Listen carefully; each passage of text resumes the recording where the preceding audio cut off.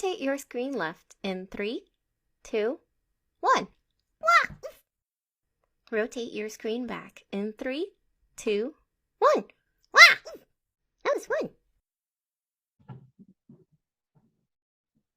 Assalamualaikum warahmatullahi wabarakatuh. Perkenalkan, nama saya Zahra Rafinda Febro dengan NIM C1C020016 yang akan mempresentasikan pengantar akuntansi keperlakuan. Yang pertama, mengenai akuntansi keperilakuan. Akuntansi merupakan suatu sistem untuk menghasilkan informasi keuangan yang digunakan oleh para pemakainya dalam proses pengambilan keputusan bisnis. Tujuan informasi tersebut adalah memberi petunjuk dalam memilih tindakan yang paling baik untuk mengalokasikan sumber daya yang langka pada aktivitas bisnis dan ekonomi. Pihak pemakai laporan keuangan dapat dibagi menjadi dua kelompok, yaitu pemakai internal dan pemakai eksternal. Pemakai oleh pihak internal dimaksudkan untuk melakukan serangkaian evaluasi kinerja, sedangkan pihak eksternal juga memiliki suatu rangkaian perilaku yang dapat mempengaruhi pengambilan keputusan organisasi. Pihak eksternal sama dengan pihak internal, tetapi lebih berfokus pada jumlah investasi yang mereka lakukan dalam organisasi tersebut. Klasifikasi riset akuntansi keperilakuan terdapat dalam 5 aliran. Yang pertama, pengendalian manajemen, pemrosesan informasi akuntansi, desain sistem informasi, riset audit, dan sosiologi organisasi.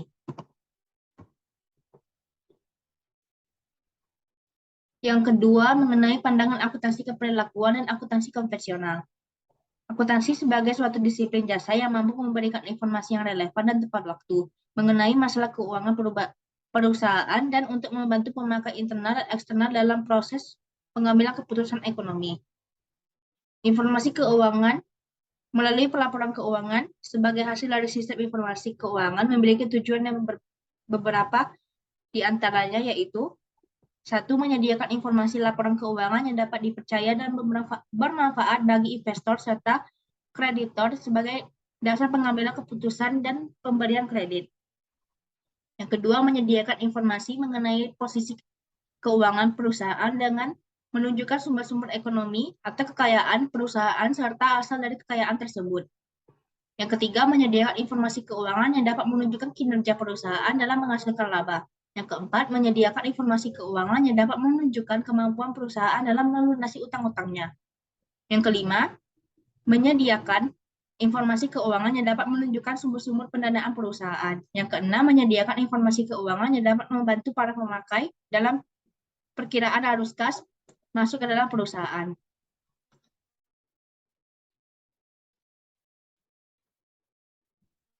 Yang ketiga, mengenai sistem informasi akuntansi. Manajemen cenderung berperilaku rasional ekonomis, maksimum harapan, dan menekankan resiko ketika memberikan informasi keuangan pada pihak prinsipal dan kreditor, sehingga mendorong berperilaku oportunistik.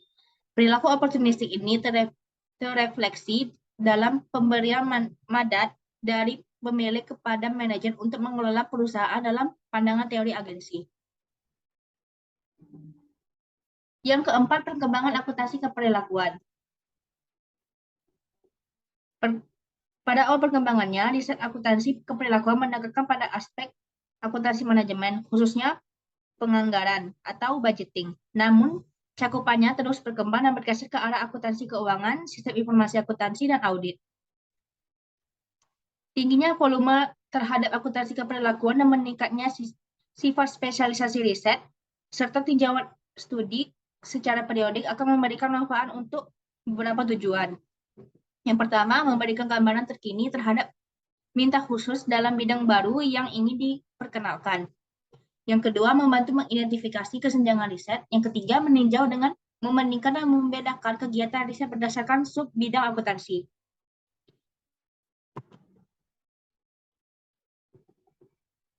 Teknik kerangka penyusunan akuntansi keperilakuan. Yang pertama, untuk memahami dan mengukur dampak proses bisnis terhadap orang-orang dan kinerja perusahaan. Yang kedua, untuk mengukur dan melaporkan perilaku serta pendapat yang relevan terhadap perencanaan strategis. Yang ketiga, untuk mempengaruhi pendapat dan perilaku guna memastikan keberhasilan implementasi kebijakan perusahaan. Yang kelima, membahas tentang landasan teori akuntansi keperilakuan. Yang pertama, dari pendekatan normatif ke deskriptif. Pada awal perkembangannya, dasar riset dalam bidang akuntansi manajemen masih sangat sederhana, yaitu hanya memfokuskan pada masalah-masalah perhitungan harga pokok produk. Seiring dengan perkembangan teknologi produksi, permasalahan riset diperluas dengan diangkatnya topik mengenai penyusunan anggaran, akuntansi pertanggungjawaban, dan masalah harga transfer. Yang kedua, dari pendekatan universal ke kontingensi. Riset akuntansi keperilakuan pada awalnya dirancang dengan pendekatan universal, seperti riset Agriris di tahun 1952. Tetapi karena pendekatan ini memiliki banyak kelemahan, maka segera muncul pendekatan lain yang selanjutnya mendapatkan perhatian besar dalam bidang riset, yaitu pendekatan kontingensi. Secara ringkas, berbagai variabel kontingensi yang mempengaruhi desain sistem pengendalian manajemen ialah yang pertama ketidakpastian, yang kedua teknologi dan saling ketergantungan, yang ketiga industri, perusahaan, dan unit variabel, yang keempat strategi kompetitif, dan yang kelima faktor-faktor yang dapat diamati, seperti desentralisasi, sentralisasi, budaya organisasi. Yang keenam, membahas tentang persamaan dan perbedaan ilmu keperilakuan dan akuntansi keperilakuan. Yang pertama, persamaan ilmu keperilakuan dan akuntansi keperilakuan. Akuntansi keperilakuan menghubungkan antara keperilakuan manusia dengan akuntansi. Ilmu keperilakuan merupakan bagian dari ilmu sosial, sedangkan akuntansi keperilakuan merupakan bagian dari ilmu akuntansi dan pengetahuan keperilakuan. Oleh karena itu, ilmu keperilakuan terlibat dalam riset terhadap aspek-aspek teori motivasi, kepuasan sosial maupun bentuk sikap. Sementara itu, para akuntan keperilakuan menerapkan unsur-unsur khusus dari riset atau teori tersebut untuk menghasilkan hubungan dengan situasi akuntansi yang ada. Yang terakhir, pembahasan mengenai perbedaan ilmu keperilakuan dan akuntansi keperilakuan. Pertama, perbedaan dapat dilihat dari area keahlian. Di ilmu keperilakuan, keutamaan ilmu sosial tidak ada ilmu pengetahuan akuntansi. Sedangkan di akuntansi keperilakuan, pengetahuan dasarnya dari ilmu sosial. Dilihat dari kemampuan mendesain dan melaksanakan proyek keperilakuan, ilmu keperilakuan elemen kuncinya dalam pelatihan. Sedangkan akuntansi keperilakuan bukan merupakan elemen utama dalam pelatihan. Perbedaan dilihat dari pengetahuan dan pemahaman terhadap pekerjaan organisasi, bisnis secara umum, dan sistem akuntansi secara khusus. Di ilmu keperilakuan bukan merupakan elemen utama dalam pelatihan, sedangkan di akuntansi keperilakuan merupakan elemen kunci dalam pelatihan. Perbedaan dilihat dari orientasi. Di ilmu keperilakuan, yaitu ilmiah, sedangkan akuntansi keperilakuan yaitu profesional. Pendekatan masalah yang ada pada ilmu keperilakuan yaitu menggunakan ilmu teoritis, sedangkan akuntansi keperilakuan menggunakan ilmu praktik.